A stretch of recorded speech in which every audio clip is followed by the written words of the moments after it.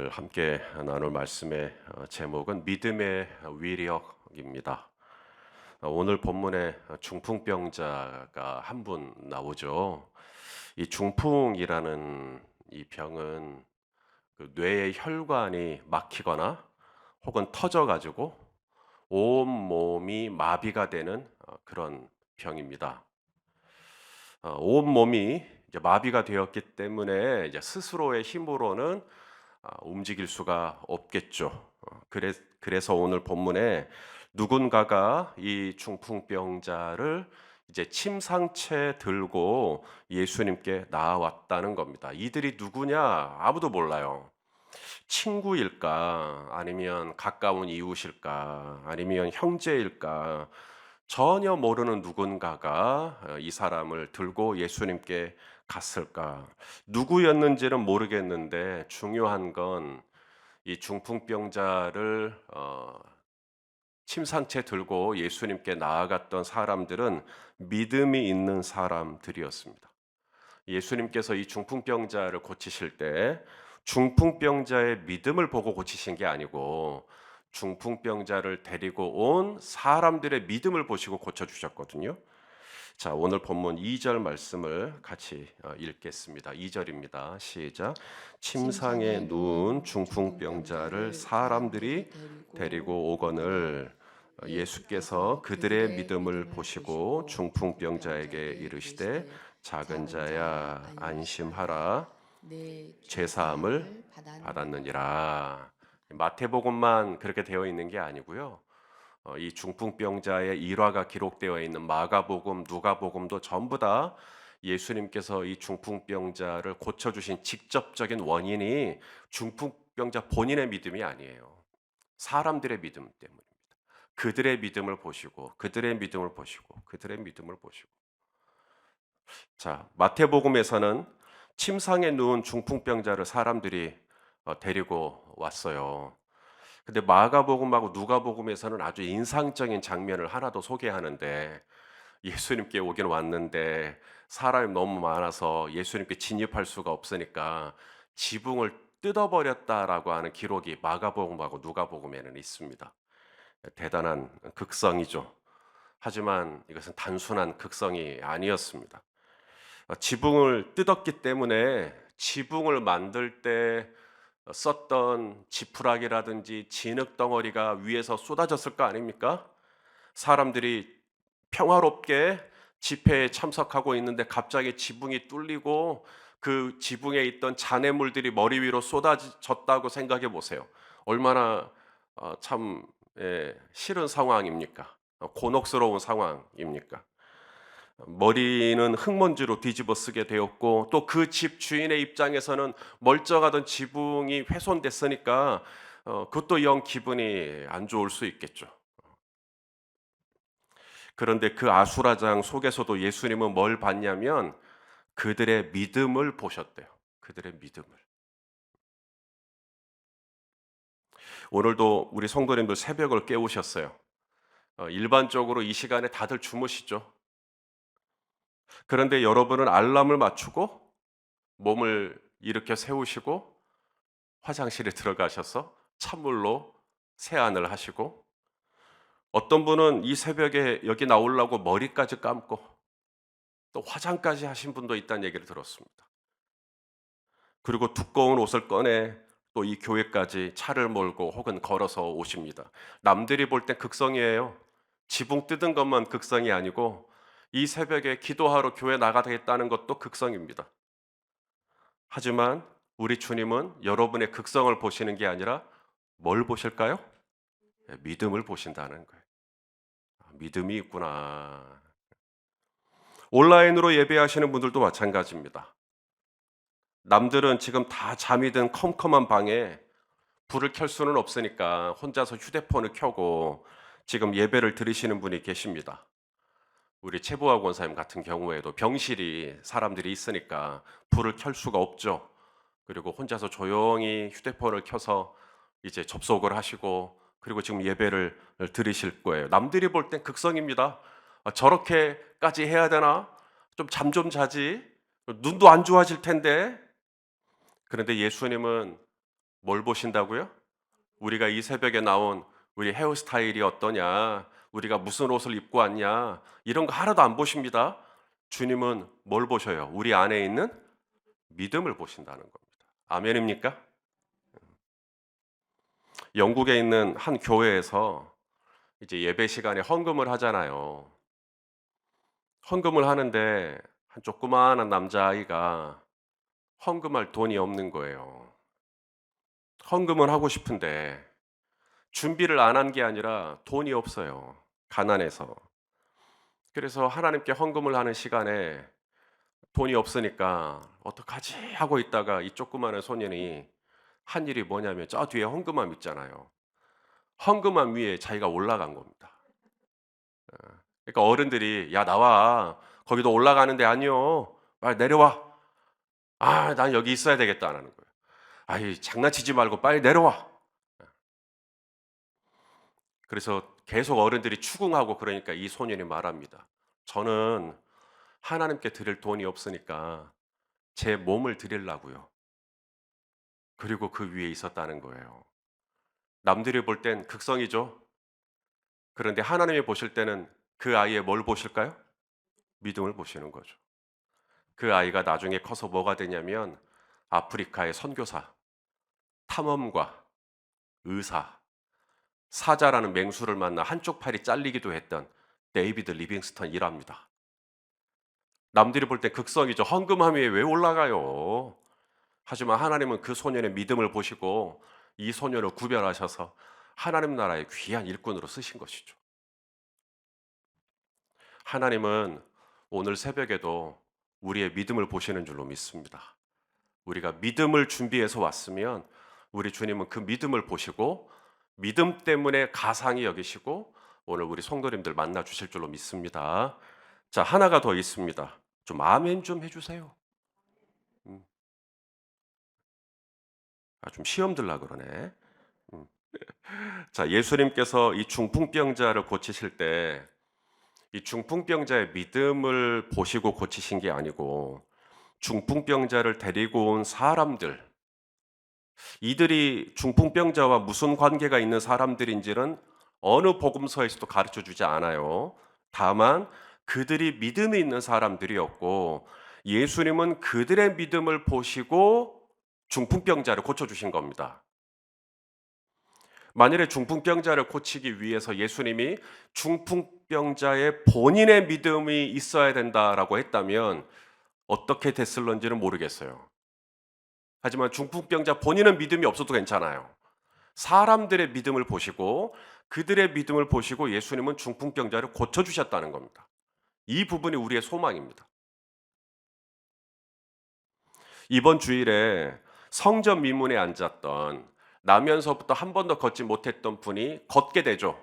뛰게 되고 하나님을 찬송하게 되고 사람들이 그를 메고 성전 민문에 데려다 줬어요. 사람들의 믿음 때문에 이분이 걷게 된 거 아니죠? 이분이 걷게 된 것은 본인의 믿음 때문입니다. 남들은 그를 성전 민문에 데려다 준 것은 거기서 사람들에게 이제 동정을 구하고 얼마간의 돈을 좀 벌라고 거기다 데려다 준 것뿐이에요. 믿음이 있어서가 아니라. 그런데 이 앉아서 한 번도 걸어본 적이 없는 이분이 믿음이 있었단 말이죠. 구원을 받을 만한 믿음이. 그래서 예수님께서 나사렛 예수의 이름으로 일어나 걸어라 하니까 이분이 걸었단 말이죠. 본인의 믿음도 중요해요. 주님의 치유, 주님의 어떤 특별한 은혜를 경험하기 위해서는 내 개인의 본인의 믿음도 필요합니다. 하지만 성경에 보면 내 믿음은 사실 별로예요. 내 믿음은 별 볼 일 없는 믿음이에요. 약해요. 다른 사람들은 믿음이 좋아요. 그래서 다른 사람들이 나를 위해서 기도해 주면 내 믿음은 약해서 그 기도가 될까 안 될까 싶어도 다른 사람 믿음 좋으신 분들이 기도해 주면 하나님께서 그들의 믿음을 보시고 오늘 나의 문제를 해결해 주실 수 있다는 겁니다. 그런 사례들이 성경에 곳곳에 나옵니다. 우리 사도행전 5장 15절 말씀을 한번 볼까요? 자, 시작. 심지어 병든 사람을 메고 거리에 나가 침대와 요 위에 누이고 베드로가 지날 때 혹 그의 그림자라도 누구에게 덮일까 바라고. 이 누구에게 덮일까 바랬던 이분들이 누굴까요? 사람을, 병든 사람을 메고 거리에 나간 이분들은 누군가가 있었을 거 아닙니까? 그분들이 내 부모님이든 그분들이 내 형제든 내 이웃이든 내 목장원이든 누군가가 병든 사람을 메고 거리에 나가서 침대와 요 위에 누이고 베드로가 지나갈 때 이렇게 그림자를 덮이도록 누군가는 세팅을 계속 했다라는 거잖아요. 이 사람들의 믿음 때문에 역사가 일어나는 겁니다. 자, 베드로가 지나갑니다. 베드로의 옷깃을 만진 게 아니라 베드로의 그림자에만 덮인 겁니다. 그랬는데 낫더라는 거죠. 그 다음 절을 보시죠. 16절 시작.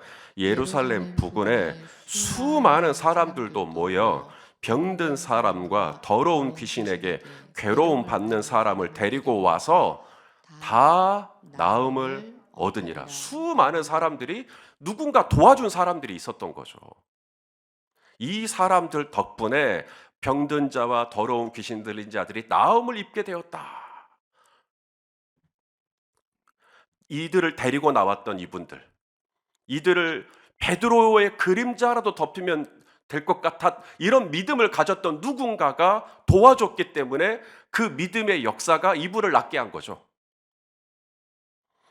또 하나가 있습니다. 사도행전 19장 11절 12절도 보겠습니다. 시작.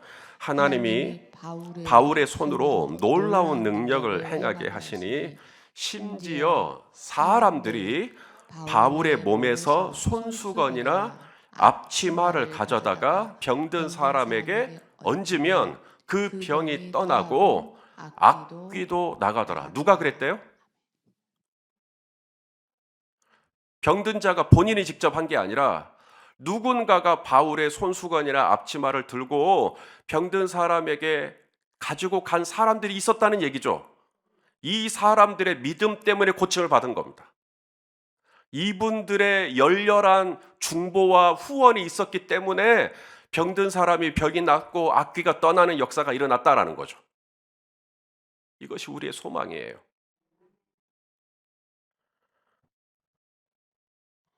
저 손목사도 지금 이 자리에 있습니다. 제가 개인적으로 믿음이 좋아서 이 자리에 있을까요? 저는 그렇게 생각하지 않습니다. 제가 이 자리에서 하나님의 사역을 할 수 있는 것은 누군가가 저를 위하여 기도를 많이 해주신 겁니다. 누군가가 저보다 훨씬 믿음이 좋으신 분들이 저를 중보해주고 저를 기도해주고 그래서 이만큼 하는 거예요, 목회를. 제 아버지와 제 어머니의 믿음이 저를 이 자리에 세운 게 아닌가 싶어요.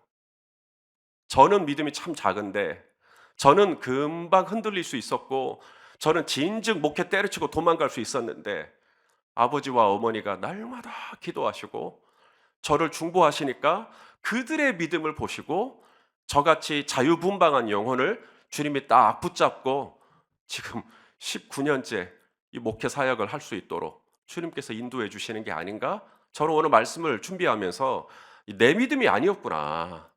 그들의 믿음을 보시고 그분들의 믿음을 보시고 주님이 나를 불쌍히 여기셔가지고 내가 지금까지 이렇게 목회 사역을 감당할 수 있는 거구나. 저는 오늘 우리 성도님들에게 두 가지의 믿음이 있기를 축복하고 싶어요. 하나는 성전 미문에 앉았던 이분처럼 나는 한 번도 걸어본 적이 없지만 본인의 믿음으로 구원을 받을 만한 믿음으로 마침내 나음을 입었던 것처럼 저는 우리 성도님들의 믿음도 예수 그리스도의 이름으로 더욱더 충만하게 되시기를 예수님의 이름으로 축원합니다. 근데 또 하나가 있어요. 여러분 믿음 때문에 누군가를 살리는 믿음도 있었으면 좋겠어요. 여러분 믿음 때문에 누군가가 구원을 받게 되는 믿음도 있었으면 좋겠어요. 여러분의 믿음을 보시고 누군가를 살릴 수 있는 믿음이 있으면 얼마나 좋을까요?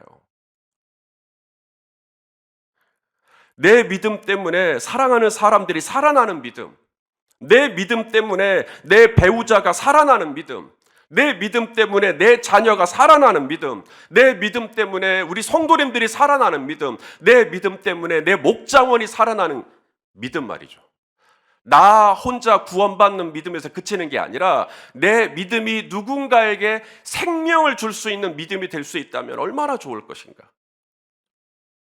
그 생명을 주기 위해서 누군가에게는 극성처럼 보이지만 새벽에 일어나 기도하는 것이고, 누군가에게는 극성처럼 보이지만 금식을 하면서 기도하는 것이고, 누군가에게는 극성처럼 보이지만 온라인으로 접속해서라도 이 새벽에 깨서 기도하고, 하나님이 오늘 저와 여러분의 믿음을 보시고 내가 사랑하는 사람들을 위해서 충고할 때 우리 성도님들의 믿음 때문에 생명의 역사가 나타날 수 있기를 축복합니다.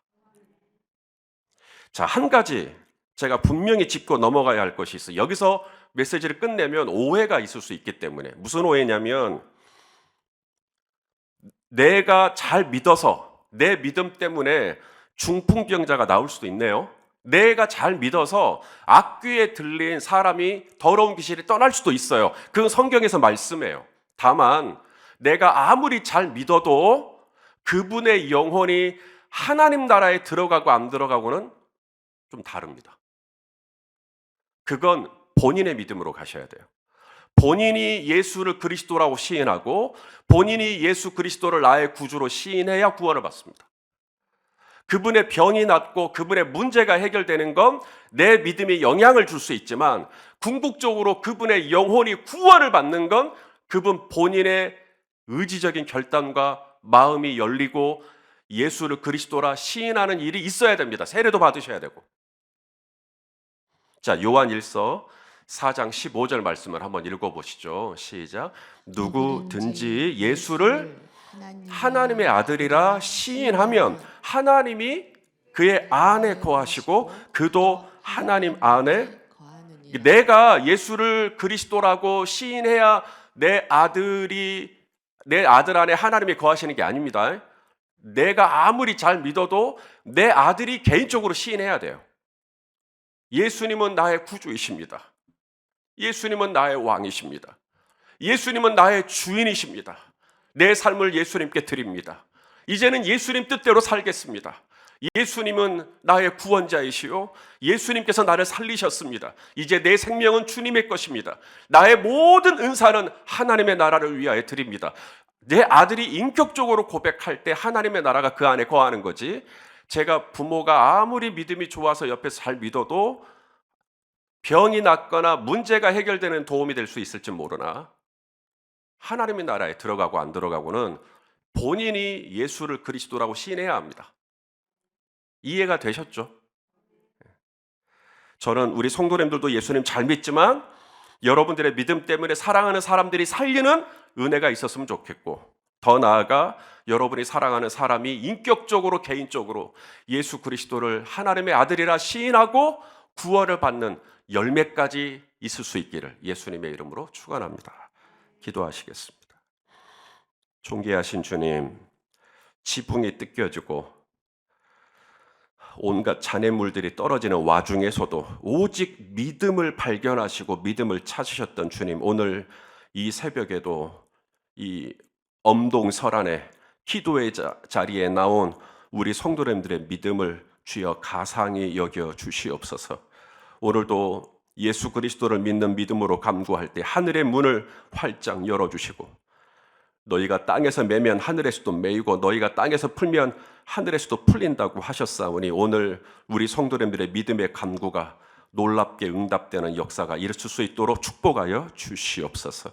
예수님의 이름으로 기도하옵나이다. 아멘.